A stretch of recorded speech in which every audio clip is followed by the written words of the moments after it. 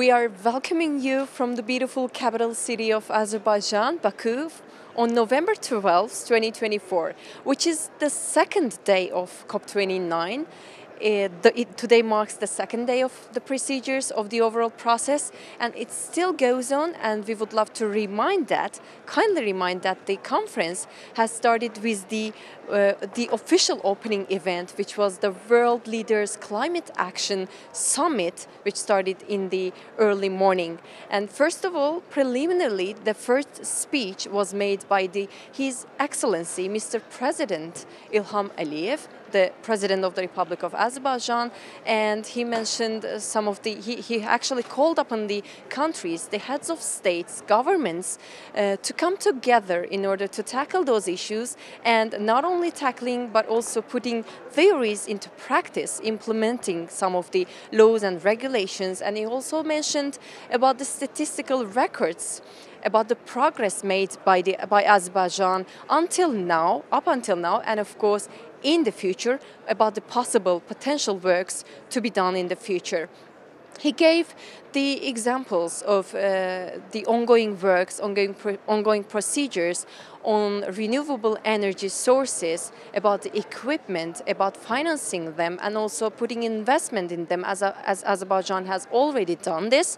For example, he mentioned about some statistical records on solar panels, wind power, all of the renewable energy and other options as well.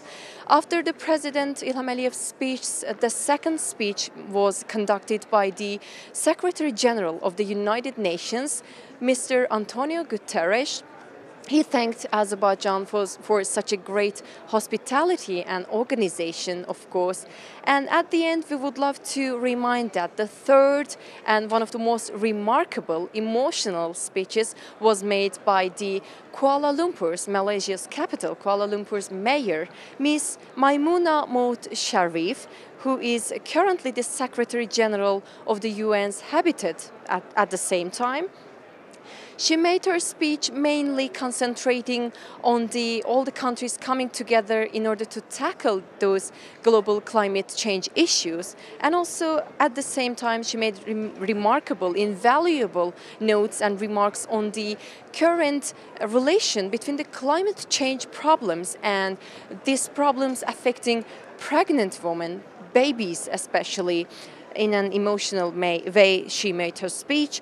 And we also want to mention that she also said that, as you know, the United Nations has set some sustainable development goals.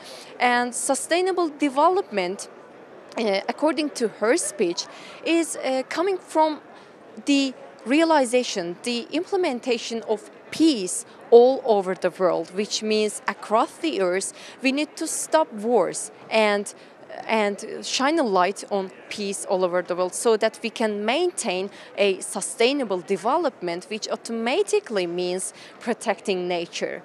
And she mentioned also, she even quoted from some of the Azerbaijani poets, for example, Nizami Gencevi. It was such a remarkable, emotional speech.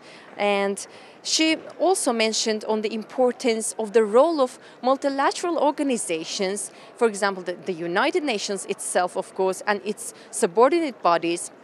As we know, United Nations Framework Convention on Climate Change is the main body of authority body here, and also maybe International Monetary Fund and those kinds of organizations which are having great roles in funding in climate financing process.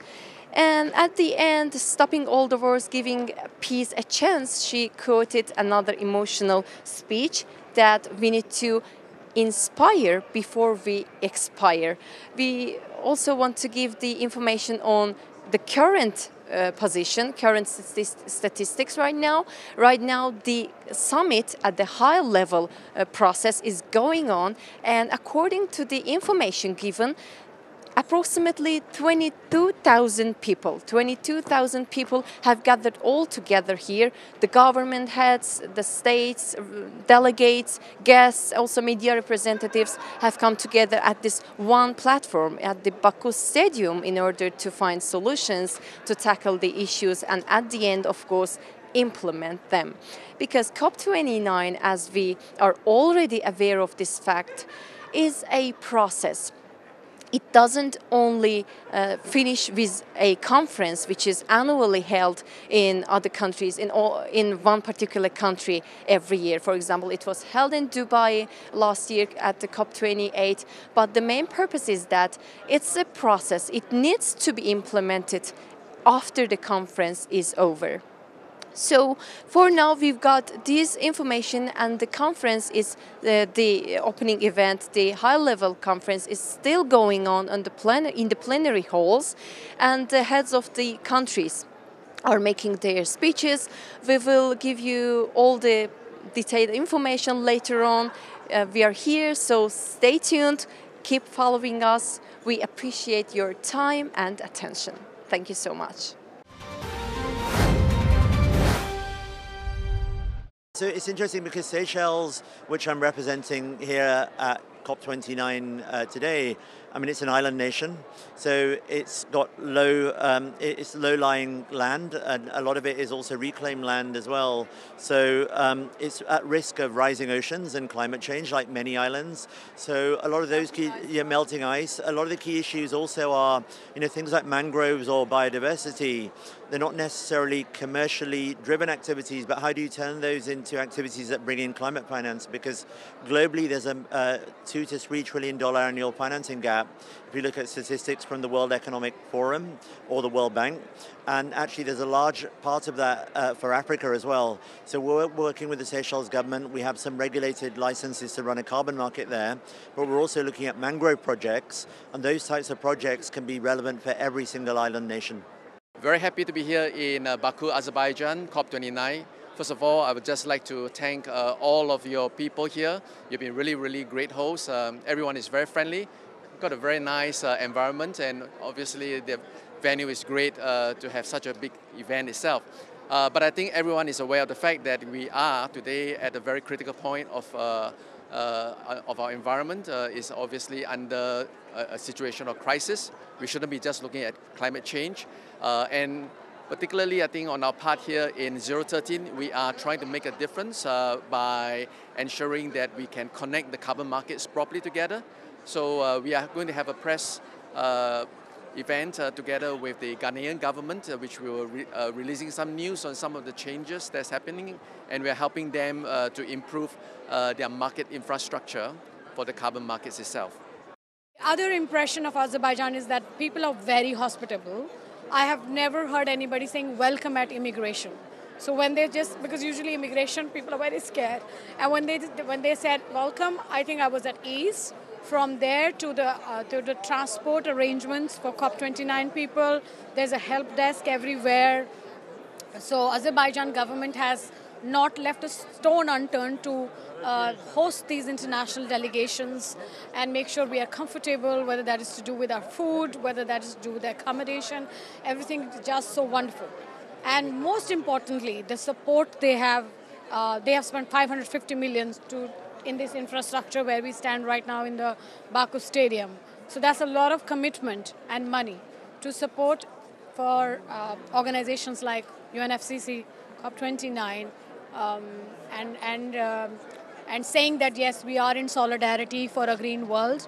We are here to help, and listening to everyone's solutions. Besides what is happening in the negotiation rooms with the presidents and prime ministers in the plenary and other events, I think it is also a great platform for people like us, the civil society organizations, thought leaders. Everyone is open to listening to the ideas. Everyone is spreading the information, the solutions to climate crisis. And I think we should come together as humanity to save the planet Earth. I want that when COP30 happens in Brazil, we should be able to say that what we discussed at COP29, we implemented. This is the result. And we should make sure that the temperature does not go beyond 1.5 as they are reporting, but we still have a lot of work.